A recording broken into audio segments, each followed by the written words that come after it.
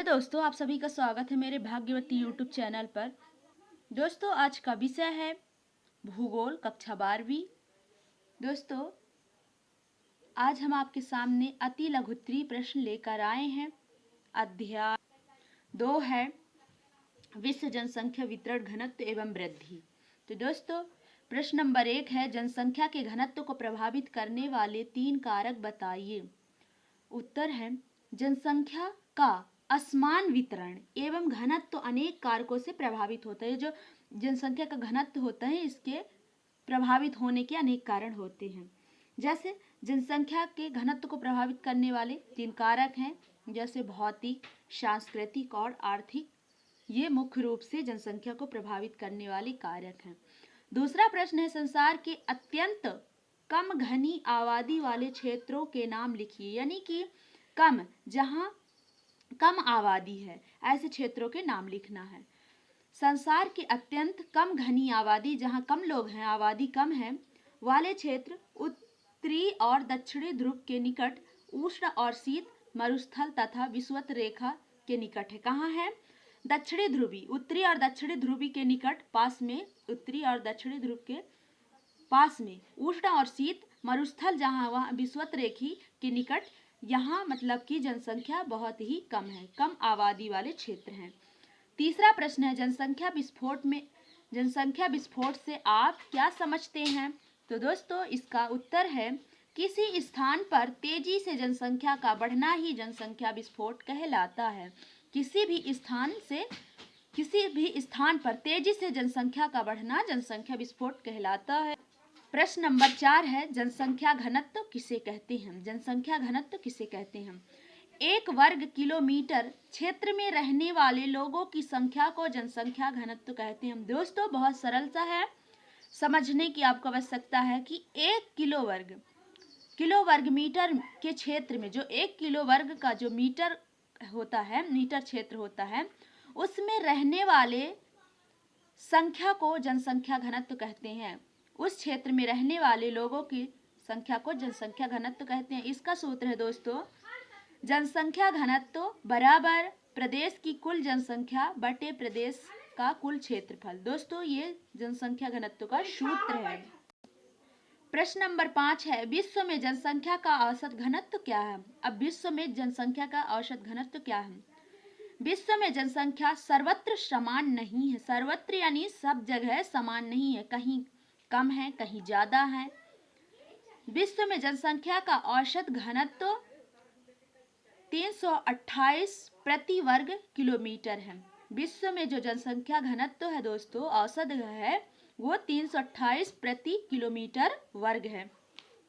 दोस्तों, अब हम आते हैं लघुत्तरीय प्रश्न। जिन प्रश्नों को हम पढ़ चुके हैं, उन प्रश्नों से थोड़ी उनका आंसर बड़ा होने वाला है। प्रश्न नंबर 1 है जनसंख्या विकास में मानवीय कारकों का क्या योगदान है? जनसंख्या के विकास में मानवीय यानी कि मानव के कारकों का क्या योगदान है? तो उत्तर है जनसंख्या विकास में औद्योगिकरण, नगरीकरण, आर्थिक विकास, परिवहन और कुछ सामाजिक कारक हैं। कैसे? औद्योगिकरण, जैसे बड़े बड़े उद्योग, कंपनियां, नगरीकरण, नगरों का विकास, और आर्थिक विकास, लोगों की आर्थिक विकास होना, आगे बढ़ना, परिवहन, आने जाने का साधन, ऐसे सामाजिक कारक हैं जो जनसंख्या के विकास के मानवीय कारकों का आधार है। जनसंख्या के विकास के मानवीय कारकों का आधार है। प्रश्न नंबर 2, उच्च जनसंख्या घनत्व वाले प्रदेशों का आधार क्या है? अब जहां जनसंख्या ज्यादा है, ऐसे प्रदेशों का आधार क्या है?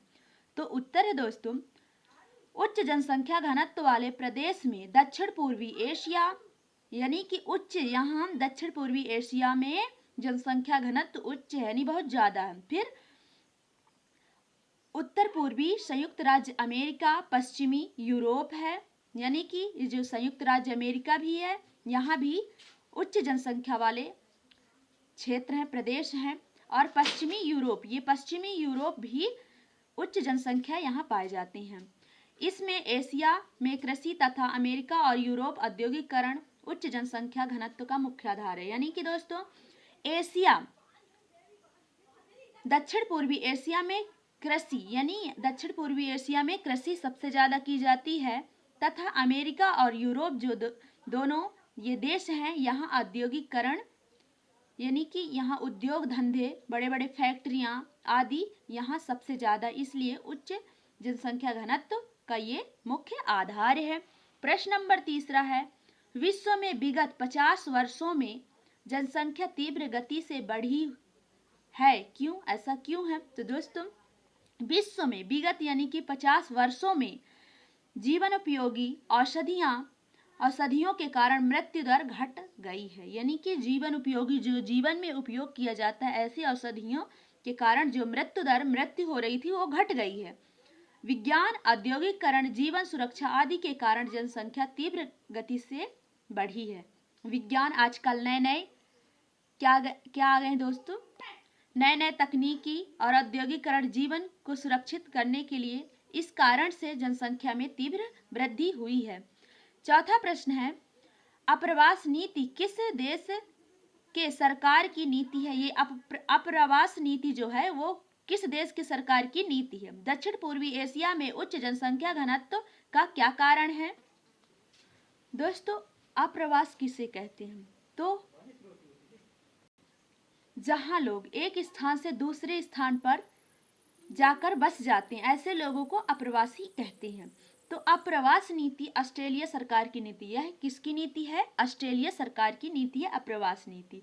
दक्षिण पूर्वी एशिया में उच्च जनसंख्या घनत्व का कारण है, दक्षिण पूर्वी एशिया में जो उच्च यानी जनसंख्या घनत्व ज्यादा है, तो इसका कारण है दोस्तों कृषि योग्य भूमि, यानी कि यहाँ सबसे ज्यादा कृषि योग्य भूमि है, कृषि करने लायक भूमि है।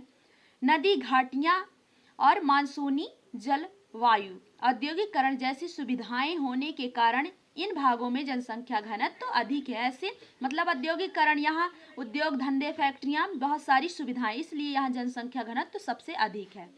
प्रश्न नंबर 5 दोस्तों, आज का आखिरी प्रश्न है, दक्षिण पूर्वी एशिया में सघन जनसंख्या के क्या कारण है? दक्षिण पूर्वी एशिया में सघन यानी कि सबसे ज्यादा जनसंख्या होने क्या कारण है?